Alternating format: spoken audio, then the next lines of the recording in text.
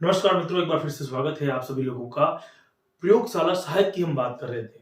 आप लोगों की बेहद मांग पर हमने प्रयोगशाला सहायक के जो व्याख्यान है उनको फिर से 1, 2, 3, 4 से प्रारंभ किए, क्योंकि हमने देखा है कि जो प्रयोगशाला सहायक के जो पुराने वीडियो हैं उनको आपने सराहा है, देखा है, आपको समझ में भी आए हैं।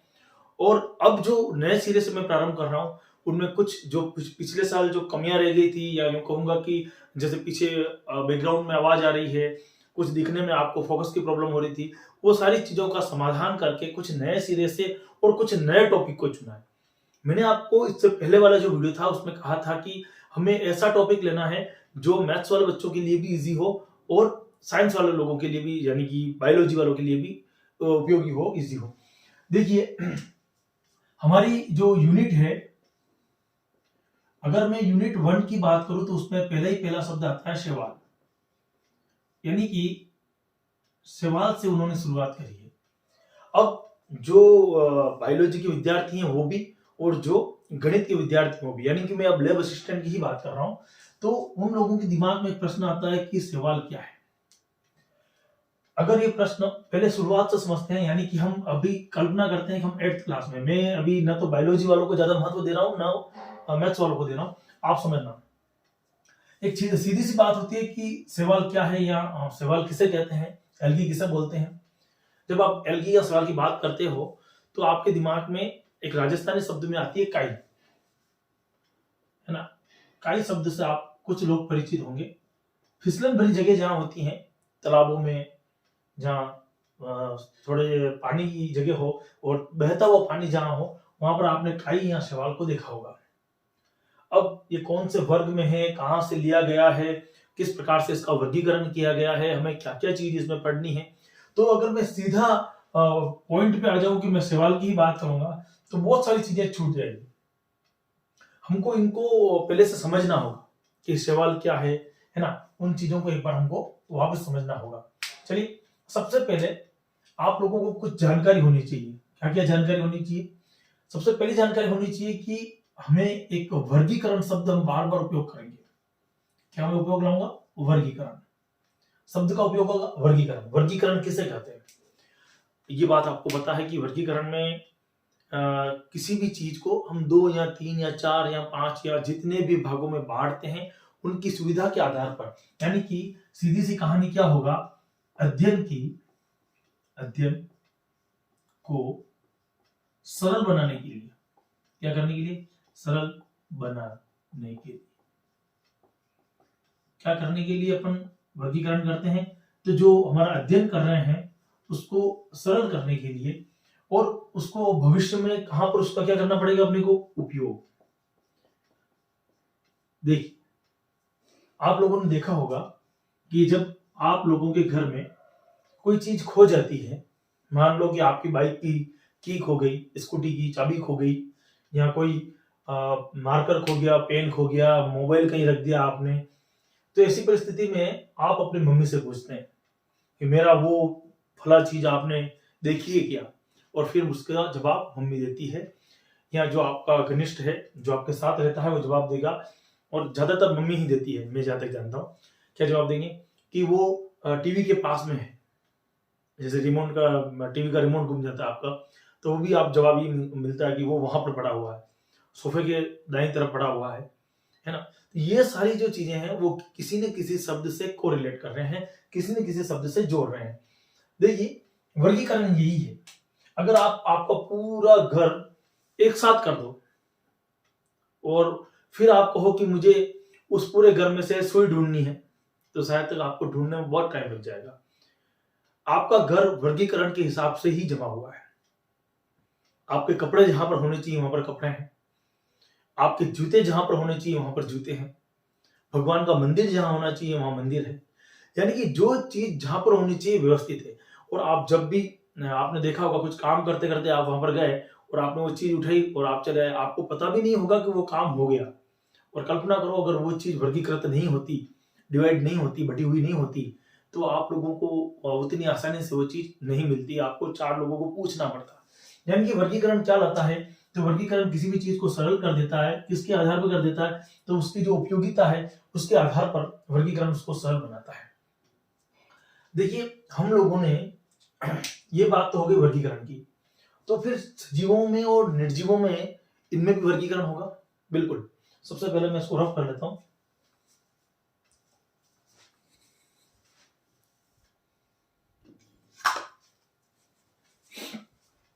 तो ये बात होगी हमारे पास में वर्गीकरण की।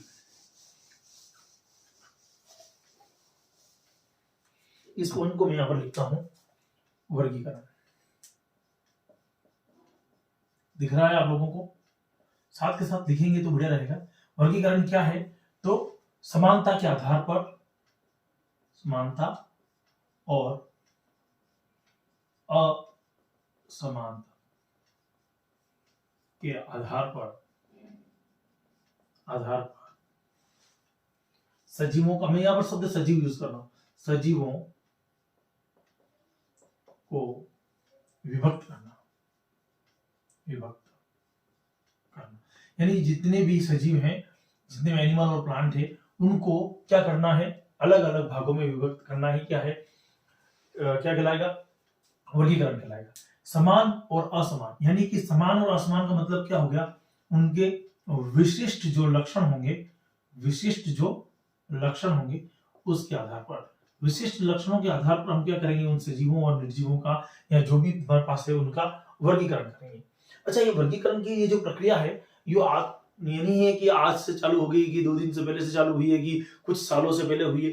हमारा जन्म अब हुआ हो सकता है, लेकिन ये प्रक्रिया सदियों से चली आ रही है।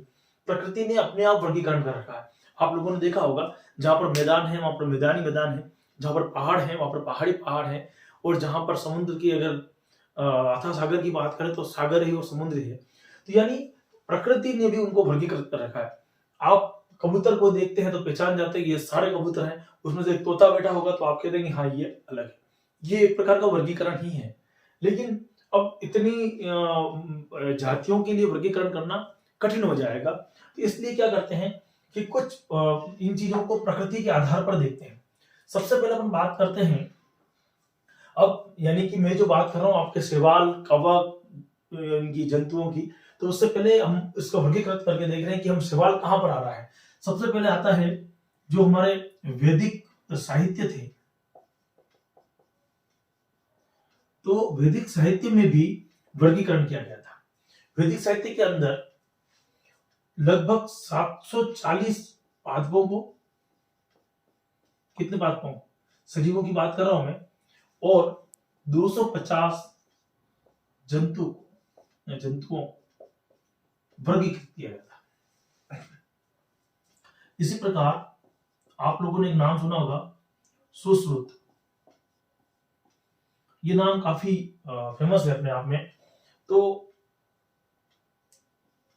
सुश्रुत है ना, इन्होंने भी वर्गीकरण किया। इन्होंने 2 भागों में से विभक्त कर दिया।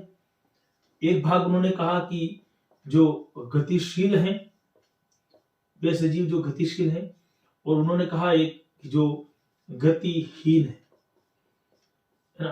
अब आपको गतिशील के अंदर जंतु ध्यान आ रहे होंगे, जो जंतु हैं वो सब गतिशील हैं, और गतिहीन के अंदर कौन आ रहा होगा? पादप का ध्यान आ रहा होगा। तो आपकी जो शैवाल है वो इसमें आ गया। शैवाल किसमें आ गया? पादप में आ गया। ध्यान देना, अभी की कंडीशन में हम शैवाल पे बात कर रहा हूं, आगे जाके सब जंतुओं की बात करेंगे, वर्गीकरण की बात करेंगे, विटेकर की पंचजगत अवधारणा की बात करेंगे, हम बात करेंगे आपके द्विनाम पद्धति की, आज ही की वीडियो में बात करेंगे। तो सुश्रुत की बात हुई, उससे पहले हमने बात करी वैदिक काल की, और यहां पर ये व्यक्ति आता है जिसका नाम है अरस्तु। आप जानते हैं अरस्तु। अरस्तु के बारे में कुछ पॉइंट प्रचलित हैं, उनको भी मैं बाद में बताऊंगा। हाँ, मैं यहाँ पर स्टार लगा के छोड़ रहा हूं ताकि मुझे याद रहे कि हमें अरस्तु की बात करनी है। मैं लिख देता हूं, अरस्तु ने सजीवों को उनके अलग अलग विभक्त में क्या था, उन्होंने वेल को अलग नाम दिया, जबकि मछलियां जो थी उनको उन्होंने अलग कहा, कीट जो थे उनको उन्होंने अलग वर्गीकृत किया, और कीट के साथ साथ में जो पक्षी थे उनको उन्होंने अलग वर्गीकृत किया। ये कौन कर रहे हैं? अरस्तु कर रहे हैं। यानी वर्गीकरण की जो शुरुआत हुई है, ताकि हमें ये पता पड़ सके कि शैवाल कहां पर आते हैं, कवक कहां पर आते हैं, जंतु कहां पर आते हैं, और पादप कहां पर आते हैं? क्या पादप में ही शैवाल आएंगे, है ना? तो शुरुआत में वैदिक साहित्य की बात करूं तो इन्होंने तो स्पष्ट कर दिया कि 740 प्रकार के पादप हैं और जंतुओं की लगभग कितनी है, ये सब लगभग मैं बता रहा हूं मैं आपको, 250 के आसपास जंतु हैं। और वहीं पर सुश्रुत की बात करें तो इन्होंने गतिशील और अगतिशील या गतिहीन की बात करी। अरस्तु ने व्हेल मछली जो है व्हेल अलग है, इन्होंने मछली अलग ली है, और उन्होंने कीट अलग और पक्षी अलग का इन्होंने आधार रखा। तो इस प्रकार से शुरुआती दौर था शुरुआत का, शुरू में इस प्रकार से वर्गीकरण किया गया। ये वर्गीकरण की एक प्रक्रिया चली और इस वर्गीकरण की संपूर्ण प्रक्रिया में जो अरस्तु के समय में और वैदिक काल से चली, ये धीरे धीरे बाद में जब द्विनाम पद्धति आई वहां पर कैरोलस लिनियस ने इसको और वर्गीकृत किया। उसके बाद में विटेकर की पंच जगत अवधारणा आई, वहां पर नाम आता है शैवाल का। पंच जगत अवधारणा अब हम उसके ऊपर जाएंगे, पढ़ेंगे। तो पंच जगत अवधारणा देखेंगे कि मोनेरा है, प्रोटिस्टा है, वहीं पर आपको कवक आएगा, वहीं पर प्लांटी आएगा और वहीं पर एनिमलिया आएगा, यानी कि एनिमल आएगा। यानी कि 5 जगत अवधारणा देने वाले व्यक्ति थे। इसके बाद में 6 जगत अवधारणा भी आई है, उसके बारे में भी हम बात करेंगे।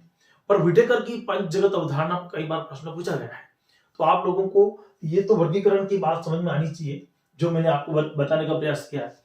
कहीं पर भी इसको समझाने का प्रयास नहीं किया जाएगा। जितने भी कोचिंग इंस्टीट्यूट्स होते हैं, हमारा टारगेट होता है वहां पर हर कोचिंग इंस्टीट्यूट का कि हमको सिलेबस कंप्लीट करना है। हमारा यहाँ पर टारगेट है कि आपको समझ में आना चाहिए जो चीज मैं पढ़ा रहा हूँ। तो वर्गीकरण आप लोगों के लिए कंप्लीट है, डन। मैं आप अगर स्क्रीनशॉट लेना चाहे तो ले लीजिए, इसका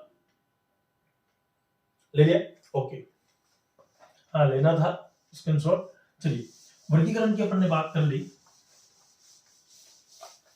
अब एक चीज और आएगी आगे जाकर, एक शब्द और आएगा। मैंने यहां पर कहा कि वर्गीकरण और उनका नाम दे दिया। शब्द क्या आ गया? नाम, यानी कि नामकरण, नामकरण या नामकरण। देखिए, नामकरण या नोमेनक्लेचर क्या है?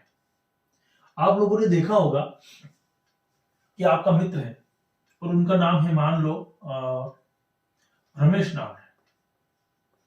सोचिए, उनका नाम आपका मित्र है, उनका नाम रमेश है, और आपने जैसे ही रमेश को आवाज लगाई और 2-4 लोग मुड़ गए। आपने एक रमेश को आवाज लगी थी, 2-4 लोगों ने मुड़कर देखा, तब आपने इशारा करके बताया नहीं आप नहीं, ये। तो बाकी लोग जो थे अपने वापस जो कार्य कर रहे थे वो करने लग गए। यानी कि रमेश इन दोनों का भी नाम था। तो जब नाम ऐसी आपकी क्लास में कंफ्यूजन होने लगता, जब आप छोटी क्लास में थे, हो सकता है कि वहां पर 2 नाम के एक ही क्लास के बच्चे हो, एक ही क्लास में 2 नाम के बच्चे होते, तो फिर टीचर जो होते थे ऊपर क्या लगाते, क्लास का क्या लगाएंगे, सरनाम, उनके पिताजी का नाम लगाएंगे। पहली बात उनकी गोत्र या जाति लगाई जाएगी, शर्मा है या कोई दूसरी जाति है तो उनके पीछे वो लगाएंगे। फिर अगर नहीं है, वो भी सेम मिल गया, दोनों शर्मा ही मिल गए, ठीक है ना। अब मान लो ये दोनों शर्मा जी है, अब शर्मा जी दोनों मिल गए तो उनके पीछे फिर पिताजी का नाम लगाते थे।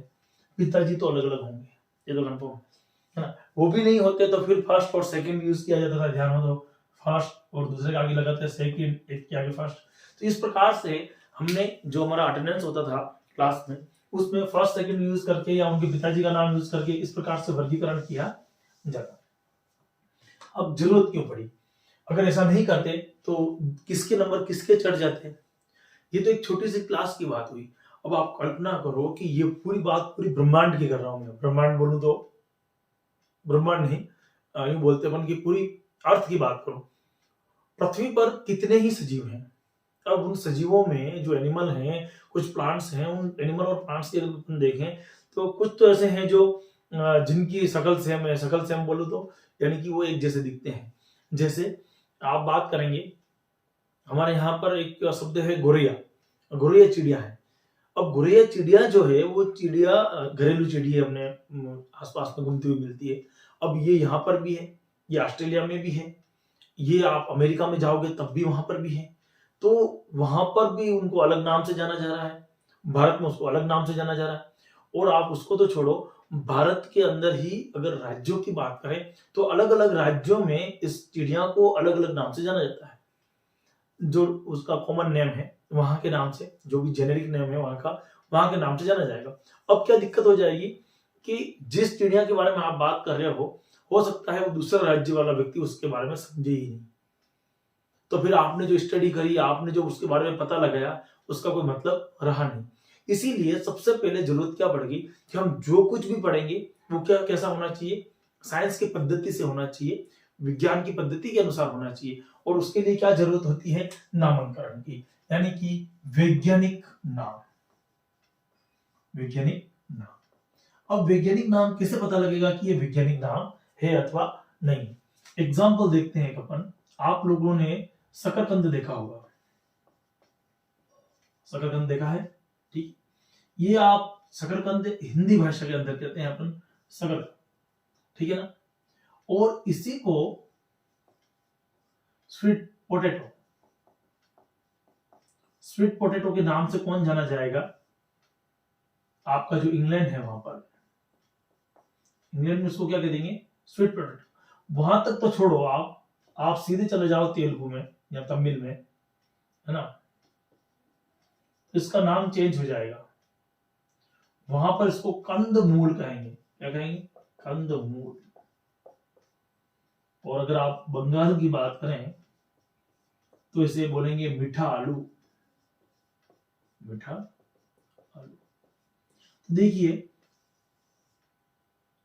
तेलुगु, बंगाल और हिंदी की तो अपनी बात भारत की में ही कर रहा हूं, इंग्लैंड में तो इसको स्वीट पोटैटो बोल रहे हैं। तो इतनी जगह अगर इतना नाम चेंज हो गया तो फिर आप कल्पना कीजिए कि आपने जो इसके बारे में स्टडी करी या पता लगाया वो कहां तक सार्थक सिद्ध होगा? नहीं सिद्ध होगा, तनावपूर्ण माहौल बन जाएगा। इसीलिए क्या होगा, वैज्ञानिक नामकरण ही आवश्यक है। इसी प्रकार हर एक सजीव का वैज्ञानिक नामकरण होना चाहिए। इस बारे में धीरे धीरे वैज्ञानिक मत चालू हुए। वैज्ञानिक मत में यानी कि नामकरण क्या है, सजीवों का वैज्ञानिक नाम ही उसका क्या हो जाएगा, नामकरण हो जाएगा। सबसे पहले एक चीज को समझते हैं जो कई बार प्रश्न पूछा गया है। 1753 के अंदर एक द्विनाम पद्धति आई, द्विनाम पद्धति। द्विनाम पद्धति देने वाला व्यक्ति कैरोलस लिनियस था, कैरोलस लिनियस। एक आदमी है जिसका नाम है कैरोलस लिनियस। उन माननीय अतिथि ने, इन्होंने क्या किया है, द्विनाम पद्धति को दिया है। कब दिया है? 1753 के अंदर दिया है। इन्होंने एक तो वंश और एक जाति, दो चीजों के आधार पर वर्गीकरण किया। अब यहां पर एक दिक्कत आ गई, वंश किसे कहेंगे और जाति किसे कहेंगे? देखिए, जाति जो है वो सबसे छोटी इकाई है, सबसे छोटी इकाई है।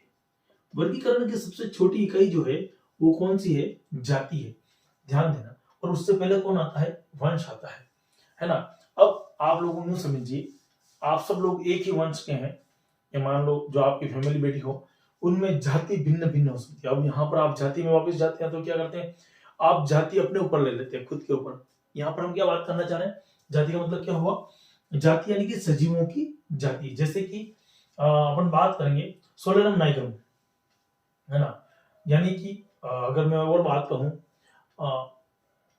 एक कॉमन नेम लेते हैं अपन, टिट्रिकम स्ट्राइवम। तो गेहूं का नाम हो गया, टिट्रिकम अलग हो गया और स्ट्राइवम अलग हो गया। वो यहाँ पर क्या हो जाएगा, जाति। और ये क्या हो जाएगा यहाँ पर, वंश। वंश और जाति। अब इसको वंश और जाति को और समझने के लिए सबसे पहले अपन एक हिंट ले लेते हैं, है ना। एक हिंट से समझेंगे तो मुझे लगता है आप आसानी से समझ पाओगे हिंट से। मैं बात कर रहा हूं जिस वगत, वक्त को मैं वगत लिख रहा हूं, ध्यान रखना, कुल, बस को मैं वस लिख रहा हूं, जाते।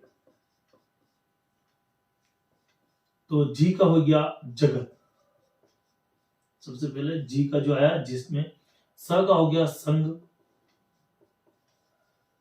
वगत का मैं वर्ग हो गया, फिर कुल तो कुल ही है, वंश हो जाएगा और जाति।